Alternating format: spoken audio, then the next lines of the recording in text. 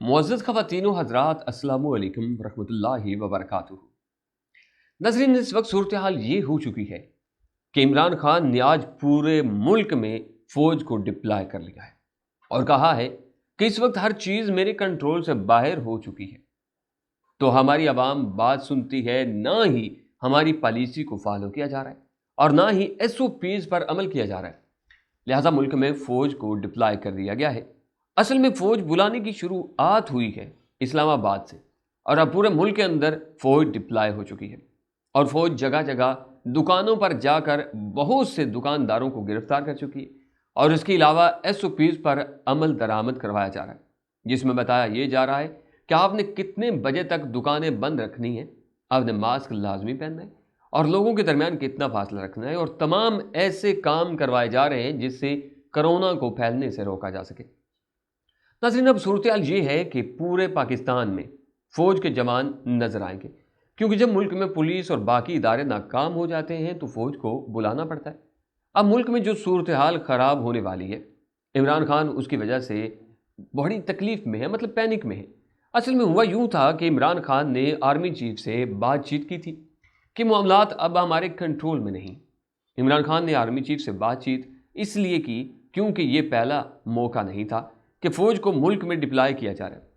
इससे पहले भी जब पाकिस्तान के हालात ख़राब हुए तो फ़ौज को मुल्क में तलब कर लिया गया। नाज़रीन, फ़ौज सिर्फ पाकिस्तान में ही नहीं बल्कि जब ऑस्ट्रेलिया में सूरत हाल ख़राब हुई, कारोबार तबाह होने लगे, लोग सड़कों पर आ निकले कि हम इस बात को नहीं मानेंगे, अब हमें भूख से मारना चाहते हैं, तो वहाँ पर भी फ़ौज को डिप्लॉय करना पड़ा। इसी तरह आप मैक्सिको में देख लें, यूरोप में फ़ौज तलब करना पड़ी और उसी तरह दुनिया के मुख्तलिफ हिस्सों में फ़ौज को डिप्लॉय करना पड़ा। नाज़रीन, इस वक्त मोदी सरकार ने भी फ़ौज को मुकम्मल तौर पर रेड अलर्ट पर रखा हुआ है। ख़ासतौर पर इंडिया के जो डिफेंस मिनिस्टर राजनाथ सिंह है, उन्होंने फ़ौज को कहा है कि आप अलर्ट रहें, किसी भी वक्त आपकी ज़रूरत पड़ सकती है और आपको तलब किया जा सकता है। नाज़रीन, असल में इंडिया में मामलात मुख्तलिफ हैं। वहाँ पर ऑक्सीजन पूरी चोरी की गई है और उसके बाद उसको एक्सपोर्ट किया गया है। ये इस तरह हुआ कि जब चाइना में कोरोना आया तो पाकिस्तान से मास्क चाइना स्मगल कर दिए गए। नाज़रीन, अब जो इमरान खान को रिपोर्ट्स मिली है जिसके लिए फ़ौज से मदद की ज़रूरत है और मदद की जा रही है, मतलब फ़ौज से मदद ली जा रही है, ये बड़ी परेशान कुन सूरत हाल है। रिपोर्ट्स में कहा गया है कि बहुत सारी चीज़ें पाकिस्तान से बैरून ममालिक भेज दी गई हैं। अब जो पाकिस्तान में बहरान पैदा होने वाला है वो है ऑक्सीजन का। इंडिया में जो आपको सूरत हाल नज़र आ रही है, लोग उस वक्त बल्कि जो इस वक्त सूरत हाल जा रही है उसमें बहुत सारे लोग मर रहे हैं सड़कों पर, बहुत सारी ऐसी मूवीज़ फ़ोटोज आपके सामने आ रही हैं। वहाँ पर असल में बीमारी इतना बड़ा मसला नहीं है, बल्कि वहाँ पर पूरा एक खेल खेला गया है।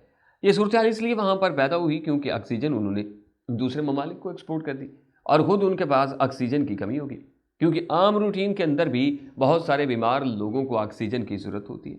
यही वो चीज़ है जिसकी वजह से इमरान खान टेंशन में है। अब पाकिस्तान में भी माफिया बहरान पैदा करने जा रहा है। तकरीबन 1 से 2 महीने में खुदा न खास्ता अगर चीज़ें कंट्रोल नहीं होती तो यही सूरत हाल आपको पाकिस्तान में नज़र आएगी। माफिया ने यहाँ पर ऑक्सीजन का बहरान पैदा करना है।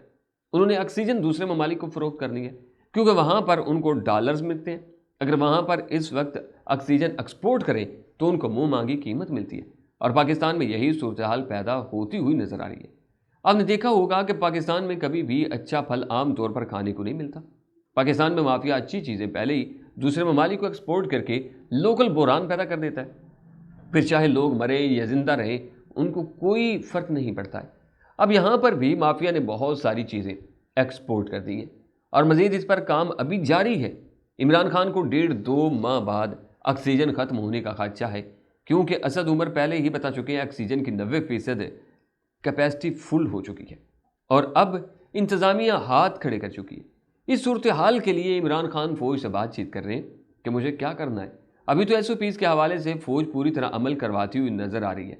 अब इमरान खान को इस सूरत हाल से निपटने के लिए कुछ ना कुछ लाजमन करना होगा।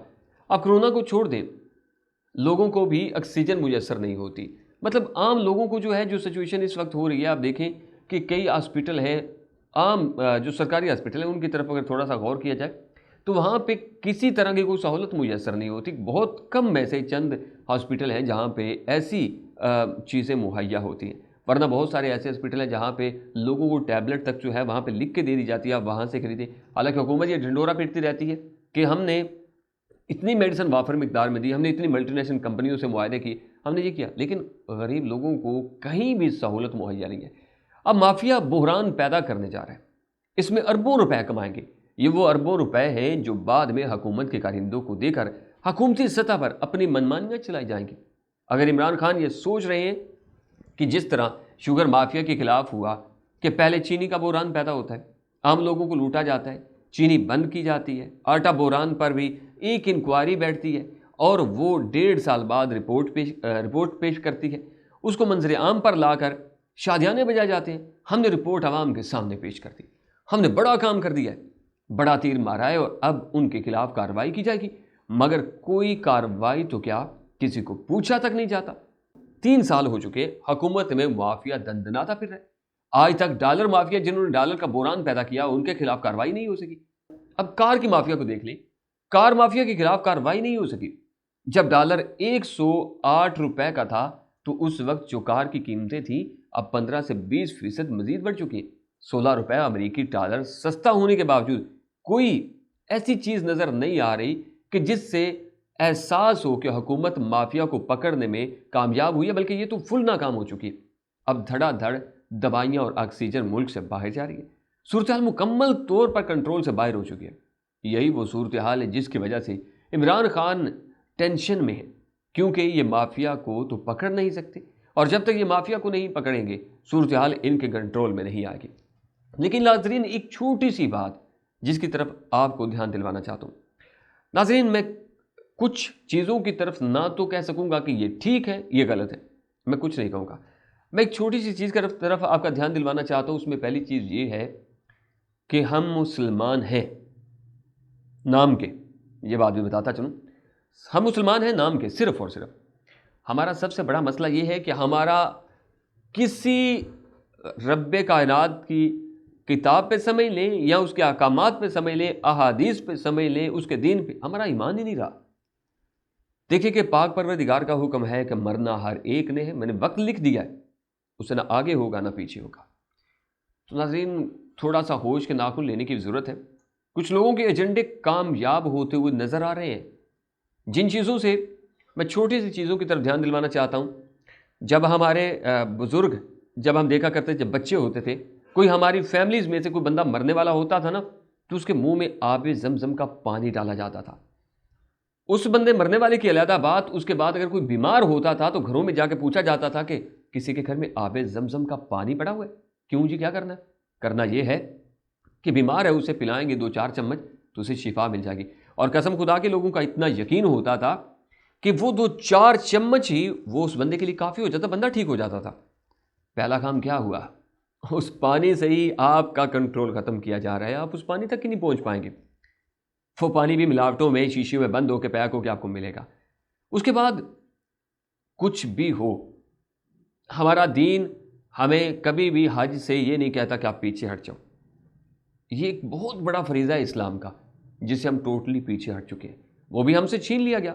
ہماری وہ پاک جگہ جسے اللہ کا گھر کہا جاتا ہے، اس سے ہمارا کنٹرول ختم کر دیا گیا۔ اس کے بعد نبی پاک صلی اللہ علیہ وسلم کا روزہ مبارک، وہاں پہ بھی لوگ نہیں جا پائیں گے۔ ہو کیا رہا ہے اور کیا ہونے جا رہا ہے، میں زیادہ باتیں کروں گا تو ہوگا یہ کہ پھر بعد میں مجھ پہ انگلیاں اٹھنی شروع ہو جائیں گی اور کچھ لوگ بڑے خلاف ہو جائیں گے میرے۔ لیکن سچ کہتے ہیں کہ سچ کو آنچ نہیں ہے بھائی، سچ کچھ بولنا پڑتا ہے۔ کب تک جھوٹ پہ گزارا کریں گے، کب تک داؤ لگائیں گے، دھوکے دیں گے۔ چھوٹی سی ایک بات آپ کو سناتا ہوں لاسٹ میں، یہ مافیا اور حکومتی ایجنڈوں کے بارے میں۔ ایک بادشاہ تھا، اس کی عوام غریب تھی، کھانے کو نہیں مل رہا تھا، قحط پڑ گیا۔ بادشاہ کو پتہ چلا، اپنے وزراء نے بتایا، جس طرح اپنے خان صاحب ہیں ان کو بتاتے ہیں، حکومت بڑی مطلب لوگ بڑے پریشان ہیں، عوام بڑی پریشان ہے، انہیں کھانے کو نہیں مل رہا۔ تو اس بادشاہ کو بھی ایسے ہی بتایا گیا۔ اس بادشاہ کو کہا گیا جی عوام رات کو رولا ڈال رہی ہے، آہو بکا کر رہی ہے۔ تو بادشاہ نے پوچھا مسئلہ کیا؟ جی ان کے پاس کھانا نہیں ہے۔ تو بھائی کھانا دو۔ تو وزراء نے ایسا کیا جی، خزانہ کھلا، خزانے میں سے کھانا لیا، لے کر اپنے اپنے گھروں کو دوڑ پے، مطلب کہ دوڑ پڑے۔ اس میں جا کے انہوں نے ایسا کیا کہ اپنے اپنے گھروں میں جا کے رکھ دیا، عوام کو تھوڑا دیا یا نہ دیا۔ دوسرا دن وہی ہوا، عوام پھر آہو بکا کرنے لگی۔ بادشاہ نے پوچھا آج پھر کیا مسئلہ ہے؟ بادشاہ سلامت، مسئلہ یہ ہے کہ ان کے پاس لحاف نہیں ہے، سردی بہت ہے۔ بیچارے پریشان ہیں۔ اچھا تو خزانہ کھولو، لحاف دو انہیں۔ بادشاہ نے لحاف دلوانے شروع کیے۔ بادشاہ صاحب خود تو اندر بیٹھے ہوئے تھے، ڈنڈورا پیٹ رہے تھے، میں وطن بچا رہا ہوں، میں ملک بچا رہا ہوں، میں عوام کی بڑی خدمت کر رہا ہوں، لیکن یہ خیال نہیں آیا کہ ان لوگوں کی طرف دھیان کرے جن کے تھرو یہ ساری چیزیں بھیج رہے ہیں۔